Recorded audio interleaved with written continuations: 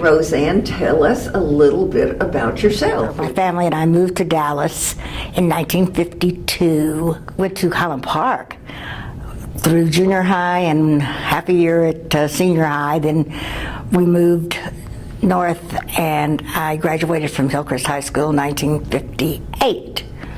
Went to SMU, got married to my high school boyfriend who went to Woodrow, and Was your high school boyfriend? he was my first husband. Paul and I met at the old J in South Dallas at a BBYO function.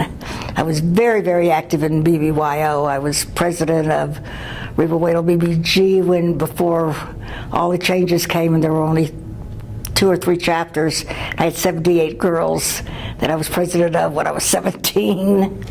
That has changed a great deal. Yeah, you got to pick what chapters you wanted to be in and everything. And my whole life for about 4 years was tied up into BBYO. Went to conventions all over and made a lot of friends, some that I still have. Got to travel to all the cities around and up to the international convention. What brought you to Dallas in the first place? My daddy. Daddy had been in Dallas in '39, he and a friend, and he really liked it. And we traveled around quite a bit before I hit Dallas. And where were you born? I was born in Omaha, Nebraska, and my brother was born there. And then I lived in Sioux City, I lived in Houston, Topeka, Kansas, where my little sister was born. I live in Costa Rica now, and I always felt very sorry for her because she was little when we moved to Dallas, and she grew up at basically the same school and the same friends all of her life, and I had all of these friends in different cities. And why was that? Business. Your father was in what kind of business? He was a salesman. He sold siding, he sold television sets, he built juvenile furniture when we were in Tulsa. We lived in Topeka, then we moved to Tulsa. We lived in Fort Smith, Arkansas, Monroe, Louisiana for like 12 weeks, went through 2 floods, decided that was not the place to be, and then moved to North Little Rock, Arkansas. And then from North Little Rock, we moved to Dallas. You really had I've been around, and then Indeed. we moved once after I got married. We went to Florida. My youngest son called it Urami. He says, "It's not Miami, it's Urami." And then we came back here, and I've been here ever since. And your parents remained here too once you Yes. stayed in Dallas? Right. Okay, can you remember any incidents or anything from your childhood or your grandparents? My father's family were living in Omaha. My grandfather was beside a businessman. He was a cantor. And so I had family in Omaha and Des Moines, Iowa. And we used to go up there all the time for the holidays. You really have Midwestern roots. I'm definitely a Midwesterner because my current husband is from New Jersey. And he still brags about it, and he's been here almost as long as I have. And he brags about it. Newark is still home by him. And you asked me where I was born. I was born in Omaha, but Dallas is my home because I've been here for over 50 years. You do a lot of interesting things, and I know you're a teacher, but you're also a chef. And so tell us about some of these things. Well, I do kosher catering, and I cook at Tiferet Israel for kiddushes. Now I'm only doing it usually once a month for birthday and anniversary celebrations. And of course I'm helping this week for the break fast that'll be Saturday. And I just cater a little bit. 5 years ago, I was in a automobile accident and my neck was broken. And so I'm a little bit limited in what I can do and get around. Thank God for my congregation. I've had 2 surgeries, been in the hospital twice in the last 5 years. Both of them I should have died. And my congregation let me, God wouldn't let anything happen to me and listen to all those people say, why are you doing that? And so he's still got something in mind for me. I'm just not sure what it is. I teach ESL at Richland and volunteer teach at Vickery Meadows. I'm teaching reading to people who do not read an English alphabet.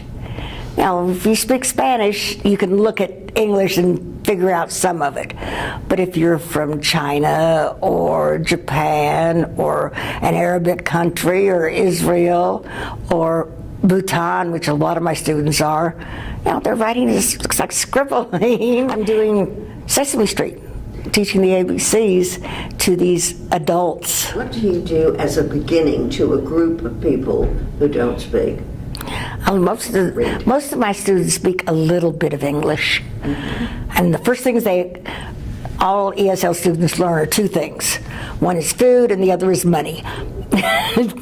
Those things they learn, and then you just go on from there. You start with, hello, my name is Rozann. What's your name? And then nice to meet you, and introducing people, and then you go on from there depending on the level that you teach. It's very rewarding. I like it better than teaching American children. Can you tell us some of the most, give us an example of what you mean by rewarding? Yeah, most ESL students, second language students, are afraid to talk because their English is not really good. Their biggest problem is they don't put things together the same way that we do in English, but English is very hard and every rule's got 15 exceptions to it. So once they learn, and I tell them, you're smarter than most people are because you've learned a second language and we can understand you.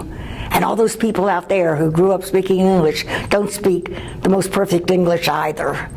And I have written letters for 4-year colleges for some of my students because they've gotten that far along, and a lot of them just want to do better at work. I had one young lady who was very upset because the people she worked with all spoke Spanish, and she didn't have anybody to practice her English with. But I was 16 when I started teaching Sunday school at Shereth Israel when they moved north. And my second husband is from Bangladesh. And so I lived 10 years ESL, just getting along with him. He'd say, do you understand? And I'd say, yes, wrong word. And taught him more English. Your second husband was from Bangladesh? Yeah. Well, that's a little unusual. It's a little a nice Jewish girl. He was a chef. I learned a lot from him. And my first husband was born in Fort Worth. So he's a Texan, and he's a locksmith.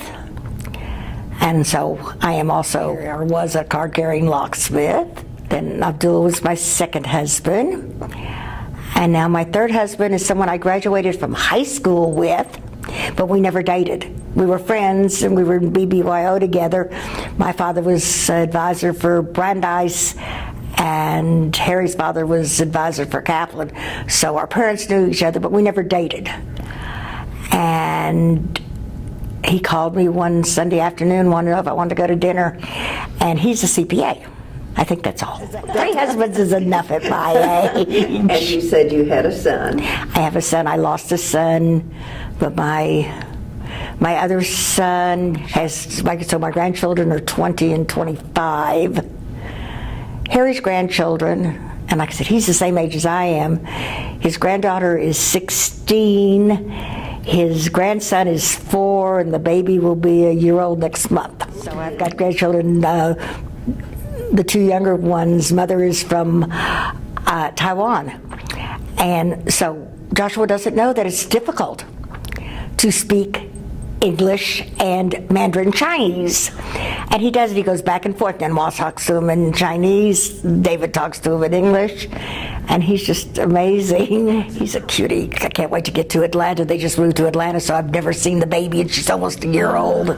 So You said that you grew up in Cherith, Israel, and were... why did I go to Tiferet? Yeah, well, I was interested in the fact first that you were one, like the third, did you say the I was the third bat mitzvah in the city of Dallas. They were just starting with bat mitzvahs.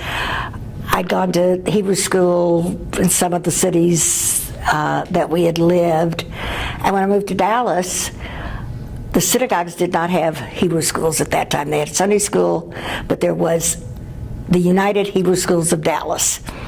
There was a campus in South Dallas for those that still lived there, and then at higher elementary school, there was a North Dallas campus, and we went to Hebrew school 4 days a week after school. And then Friday night, we go to services. Saturday morning, we go to services. Sunday morning, we went to Sunday school. I really enjoyed it. And then, even though my brother was 18 months younger than I am, they decided that we were going to do a bar mitzvah together. So we studied and did a bar mitzvah in, of course, at Cherith in South Dallas. And the same Haftorah that I had when my son was born, he was born right before Rosh Hashanah, and I said, I know what his bar mitzvah is going to be because our Haftorah was Lech Leho, which is the third one after Simchas Torah. So Robert's Haftorah was the same as mine, and then his daughter was born September 19th, so she also had the same. So we did a Lador Vador from generation to generation, which was really, really nice. Meyer Gallen was the principal of the Hebrew school. That's Viva Brenner's father, and I think his name was Pincus. Picky Silverman was my Hebrew school teacher. Sidney Stahl, the attorney, was my Sunday school teacher at Cherith Israel.